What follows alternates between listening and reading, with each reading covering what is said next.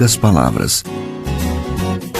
Um olhar sobre o mundo, a vida e a sociedade, à luz da Palavra de Deus, com Augustus Nicodemos. Para você que nos acompanha, estamos entrando no ar com mais uma edição do programa Em Poucas Palavras, com a série Ditos Difíceis de Jesus. Esse é um programa da Primeira Igreja Presbiteriana de Goiânia, cujo pastor é o pastor Augustus e também comentarista de nosso programa. Estamos aqui no estúdio do Seminário Presbiteriano Brasil Central, onde gravamos este programa semanalmente. Abraços, pastor Augustus. Natsan Matias, muito obrigado pela sua valiosíssima cooperação na elaboração e produção desse programa. Querido ouvinte, grato pela sua audiência. A nossa oração é que Deus use o programa de hoje para abençoar a sua vida, para que você cresça no conhecimento da graça e da misericórdia do nosso Deus. Estamos, como dissemos agora há pouco, fazendo uma série de programas sobre os ditos difíceis de Jesus, e em nosso e-mail, anote aí, empoucaspalavras@terra.com.br ou empoucaspalavras@pipg.org. São os dois e-mails do programa que você pode enviar a sua pergunta. Quanto ao WhatsApp, são milhares mesmo de perguntas. Eu estou pedindo que vocês enviem para o e-mail, que fica mais fácil para a gente controlar por temas lá, tá bom? E vamos lá então a mais uma dúvida enviada para o nosso e-mail.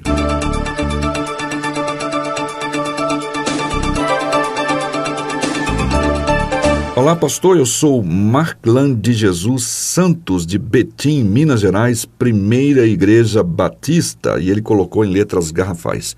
Tenho uma dúvida. Só uma? Bem-vindo ao clube das várias dúvidas que muitas vezes temos e vamos aí estudando. Ele diz em Mateus 19:12, Jesus fala sobre 3 tipos de eunucos. Ele diz, porque há eunucos que nasceram assim, há eunucos que pelos homens foram feitos tais, e outros há que a si mesmos se fizeram eunucos por causa do reino dos céus. Quem pode aceitar isso, aceite-o. E aí ele faz a pergunta, eunucos poderiam ser homossexuais na antiguidade? E ele acrescenta ainda, Paulo, quando diz em Romanos, os homossexuais descritos em Romanos 1, 26, 27, nasceram por causa da total depravação humana, ou seja, já nasceram homossexuais, se tornaram por decisão própria, fazendo uma alusão com esse dito de Jesus em Mateus 19:12, pastor. Certo. Antes de entrar na explicação das palavras de Jesus, vamos tratar das questões que ele levantou, que tem a ver com a homoafetividade, não é? Hoje em dia, essa tese de que a pessoa nasce com inclinações homoafetivas, ela já vem sendo questionada pelos próprios ativistas LGTB, WYZ, eu não sei nem em que letra está mais, não é? São tantas. Né? São tantas. E porque hoje o que eles estão dizendo, o que eles estão defendendo é ideologia de gênero. Ideologia de gênero diz que a pessoa não nasce, que a biologia não define o que a pessoa é sexualmente. Mas o gênero da pessoa, não é? O que é que ela vai ser, se vai ser hétero, se vai ser homo ou tal, que tais, né? É uma definição da sociedade. É uma escolha que a pessoa vai ter. Então, eles mesmos já estão detonando a tese anterior de que a pessoa já é definida sexualmente a partir do seu nascimento, né? Ou seja, antes se dizia que a pessoa já nasce gay. Hoje em dia, eles estão dizendo que ser gay é uma opção que a pessoa toma no decorrer da sua vida. Aí ela pode passar um período sendo gay, outro período não sendo, né? Ou seja, a gente tem que deixar a pessoa escolher, porque não há uma definição biológica. Então, eles mesmos já está essa contradição, né? No próprio enunciado. No próprio enunciado. Então, ou está certa a ideologia de gênero, ou está certa a anterior, né? De que a pessoa nasce gay. Mas as duas não podem se combinar. E, na verdade, as duas, elas estão longe de estarem próximas da verdade bíblica. A verdade bíblica é que o pecado de tal maneira afetou o gênero humano que todos nós estamos manchados pelo pecado, e inclinados a todo o mal.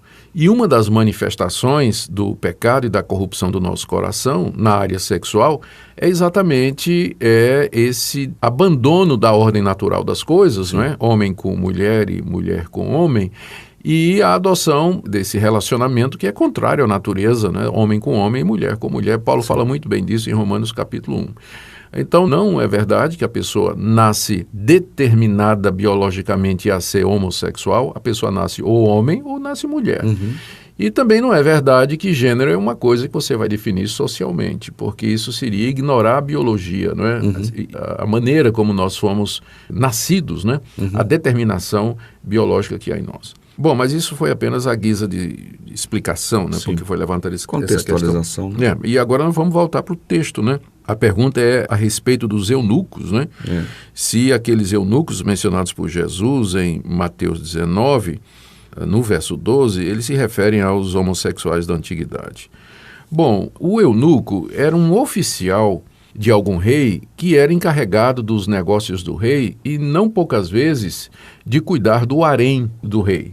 Aqueles reis orientais, né, poderosos e totalitários, eles costumavam ter um harém, ou seja, uma coleção de mulheres, né, que eram concubinas. E algumas eram consideradas esposas, outras eram concubinas, mas era costume desses reis orientais ter esses haréns, né, onde havia essas mulheres. Algumas eram prisioneiras de guerra, outras eram escolhidas dentre o próprio povo, e havia outros critérios. E para cuidar desse harém, né, o rei nomeava um eunuco. O eunuco, por definição, ele tinha que ser uma pessoa que não fosse tentado, não estivesse debaixo de tentação ou atração por essas mulheres, porque aí seria colocar raposa para cuidar de galinheiro, né? Não faz sentido. Então, havia algumas opções. Havia pessoas, poderia ser, que o rei escolhesse alguém que não se sentisse atraído por mulher, porque era homossexual, é possível isso. O rei poderia escolher gente que não tinha necessidade, urgência ou apelo sexual tão forte a ponto de que trairia a confiança do rei se deitando com aquelas mulheres, e não precisa ser homossexual para isso. Tem pessoas que não têm nenhuma inclinação homossexual e simplesmente não querem casar, não conseguem conviver bem. Não vê nenhuma atração no sexo. Isso, consegue conviver bem sem qualquer tipo de relacionamento. E em outros casos o rei mandava castrar a pessoa, mandava castrar o homem para que isso inibisse o desejo e o impulso sexual. Então era isso que era o eunuco. Lembrando que nem todo eunuco era castrado e nem todo eunuco era designado para cuidar do harém do rei. Havia altos oficiais, gente da corte. Eu poderia até dizer que o Daniel era um eunuco, porque a gente não tem relato nenhum a respeito da mulher de Daniel. Provavelmente ele não era casado, foi preservado por Deus ali, naquele ambiente que ele vivia na Babilônia. Ele serviu a diversos reis. E preferiu cuidar das coisas do Senhor. Das coisas de Deus. Como o apóstolo Paulo, que preferiu continuar sem mulher para poder se dedicar ao reino de Deus. A gente poderia mencionar João Batista, também colocá-lo nessa lista. Então, não necessariamente o eunuco era uma pessoa homossexual. O que é que Jesus está dizendo aqui? Há eunucos de nascença, ou seja, há pessoas que do nascimento elas não têm aquela inclinação ou aquele desejo ardente de ter o relacionamento sexual. Não precisa ser homossexual, não. Tem gente como, por exemplo, o conhecido John Stott. John Stott, um grande teólogo, grande expositor, ele nunca se casou sua vida toda, Ele resolveu ficar celibatário para se dedicar ao reino de Deus, ou seja, ele tinha completo domínio, sobre os seus desejos, Nesse caso aqui, os que nasceram assim, poderia ser a questão de defeito físico também? Ou seja, não necessariamente. Não é que seria um defeito, mas seria a maneira como ele foi constituído. Tem pessoas que têm mais inclinação para determinadas coisas, outros para outras, e no caso do eunuco, esse aqui que nasce assim, é uma pessoa que não nasceu para casar. Sim. O casamento envolve determinadas habilidades sociais e outras. Capacidade de compartilhar, de viver junto, de dividir a vida, de perdão, de paciência. E algumas pessoas simplesmente preferem a vida celibatária a entrar num relacionamento Inclusive, desse pastor, tipo, né? há alguns que até perguntam, vasculhando os e-mails, que há pessoas que querem ser solteiras, né? E às vezes diz, por que eu não posso ser solteiro? Pode. Eu solteiro, e às vezes a pessoa fica pressionando, não, então deve ser homossexual.